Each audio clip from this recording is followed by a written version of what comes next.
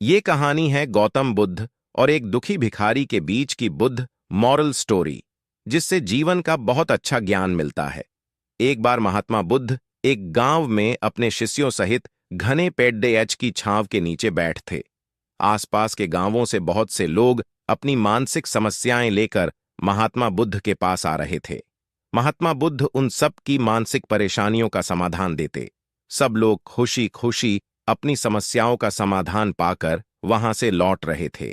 वहीं से कुछ दूर बैठा लोगों को बुद्ध के पास जाते देख एक दुखी भिखारी अपने भाग्य को कोसता हुआ यही सोचने लगा कि अभी कुछ देर पहले तो ये लोग दुखी मन से मुंह लटकाए उन महात्मा के पास गए थे, और अब इतना खुश होकर कैसे वापस लौट रहे हैं। आखिर माजरा क्या है, जरा मैं भी जाकर देखूं कि वो महात्मा ऐसा कौन सा खजाना बांट रहा है इन लोगों को। वे इतने प्रसन्न हुए कि उनके चेहरे लाल हो गए।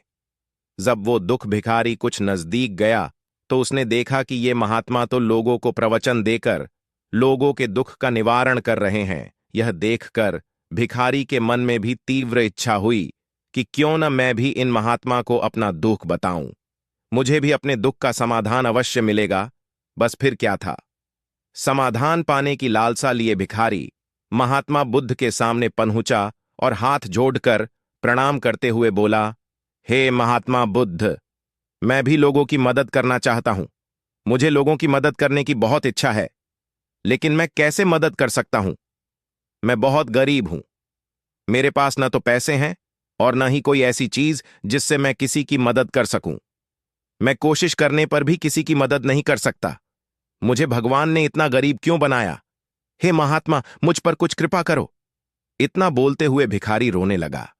महात्मा बुद्ध बोले, आप बहुत अज्ञानी हैं, क्योंकि आप अभी तक इस भ्रम में जी रहे हो कि तुम्हारे पास कुछ नहीं, जबकि दूसरों को कुछ देने के लिए तुम्हारे पास बहुत कुछ है। तुम बिना धन और वस्तु के भी दूसरों की मदद कर सकते हो। तुम्हारे पास जुबान है जिससे तुम मीठे शब्द बोलकर किसी के दुखी चेहरे पर मुस्कान ला सकते हो। इन्हीं शब्दों की ताकत से तुम किसी के भी टूटते हौसलों को फिर से मजबूत कर सकते हो।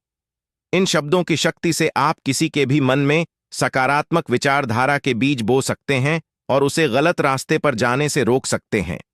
तुम्हारे दो हाथों से किसी भी कमजोर या लाचार व्यक्ति की सहायता कर सकते हो। आपके दो आंखें किसी अंधे को रास्ता दिखा सकते हैं। तुम किसी के लिए दुआ कर सकते हो। यह हो सकता है कि उनके बुरे काम फिर से हो जाएं। आप किसी के अच्छे स्वास्थ्य की कामना कर सकते हैं, लेकिन अज्ञानतावश तुम अब तक इस बात को समझ नहीं पाए और इस भ्रम में अब तक जीते रहे कि तुम्हारे पास मदद करने के लिए कुछ नहीं। किसी की मदद करने के लिए धन और वस्तु का होना अनिवार्य नहीं है। बिना धन और वस्तु के भी हम कई प्रकार से लोगों की मदद कर सकते हैं। महात्मा बुद्ध के ज्ञान से भरे ये सुंदर शब्द सुनकर भिखारी के चेहरे पर मुस्कान आ गई और वह खुशी से झूमता हुआ वहां से चला गया। इस बुद्ध मॉरल स्टोरी से हमने क्या